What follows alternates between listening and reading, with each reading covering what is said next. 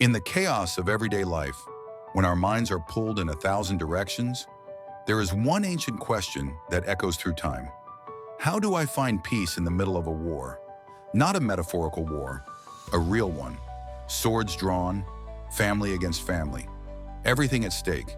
This was the question that tormented Arjuna, the great warrior of the Mahabharata, as he stood on the battlefield of Kurukshetra, frozen by fear, grief, and doubt. And in that moment of crisis, he was given the ultimate gift, the wisdom of the Bhagavad Gita. Stay with me, because in the next few minutes, we're going to uncover 10 timeless truths from the Gita and the Mahabharata that can redefine the way you live, think, and respond to this unpredictable world.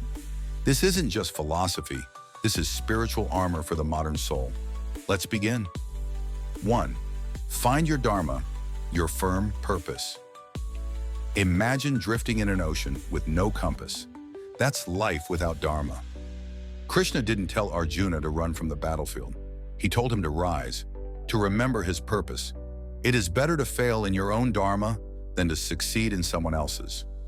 Bhagavad Gita 3.35. Your Dharma is not just your job. It's your reason for being. It's the inner fire that says, this is what I was born to do. Reflect on this. What is your battle?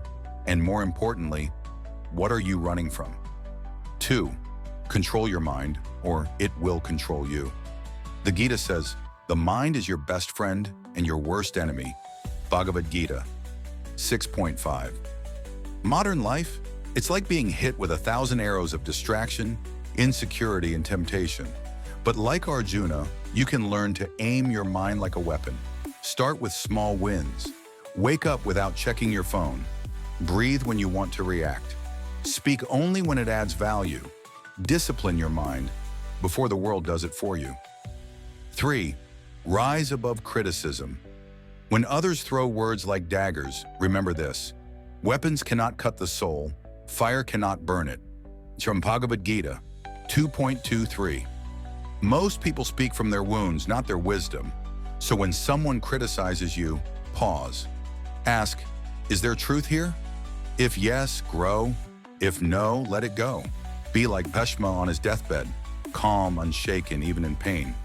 Criticism only cuts when it finds an open wound. Heal, so you can rise. 4. Face your fears, don't flee from them. Arjuna wanted to drop his bow and walk away. He was terrified, not just of death, but of responsibility. But Krishna told him something profound. You have the right to act, but never to the fruits of action. Bhagavad Gita 2.47. Fear comes from attachment. Let go of outcomes. Do your duty. Leave the rest to the divine. That's not giving up control. That's reclaiming your inner peace. 5. Restrain, don't react. The Mahabharata is filled with impulsive choices that led to war. But those who paused, like Vidura, like Krishna, found wisdom.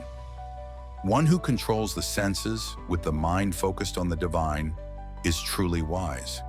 Bhagavad Gita 2.61. Before you speak, pause. Before you judge, breathe. That space between impulse and action, that's where freedom lives. You don't need to win every argument. You need to win yourself. 6. Accept what you cannot control. Acceptance isn't weakness, it's courage in disguise. Arjuna couldn't change the war, but he could change how he showed up for it. Be equal in success and failure. This equanimity is called yoga. Bhagavad Gita 2.48. Life will test you, but peace begins when you stop resisting reality. Accept, act, move forward. That's the path of the warrior. 7. Turn shame into strength. Every hero in the Mahabharata fell. Yudhishthira lied, Karna doubted, Arjuna broke. But what made them powerful wasn't perfection, it was redemption. Krishna never condemned Arjuna for his breakdown. He lifted him up because shame cannot survive in the presence of truth. Own your mistakes, learn, rise. No one who does good work will ever come to a bad end. Bhagavad Gita 6.408. Embrace the struggle. Krishna didn't promise Arjuna peace. He promised meaning. This body is temporary, the soul is eternal.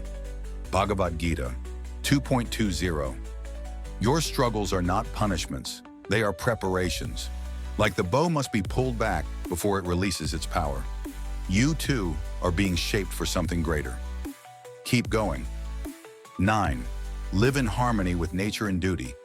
The Gita says, "He who lives in harmony with the universe and performs his duties selflessly reaches the highest state."